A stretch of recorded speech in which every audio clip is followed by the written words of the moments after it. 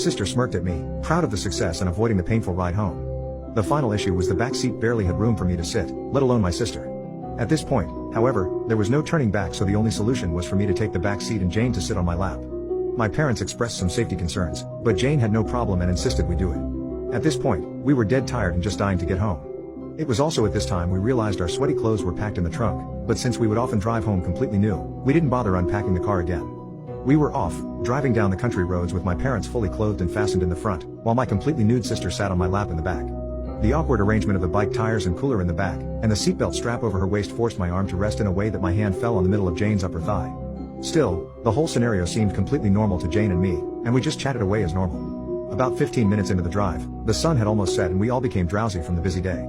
But suddenly, as we began to drive on the bumpy country roads, I felt something unusual. A rush of sticky moisture saturated my lap.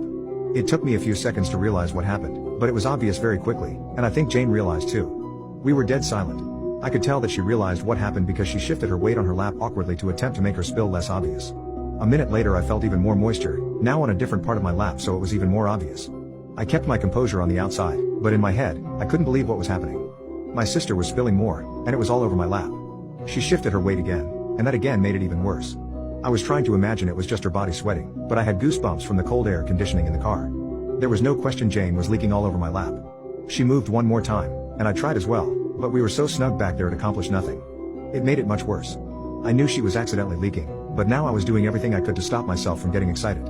I shifted to sit more upright, but my hands were trapped on her lap and to her side, so the position. The more I thought about the scenario, the more difficult it became. She shifted one more time, and sure enough, I could feel the blood rushing down there.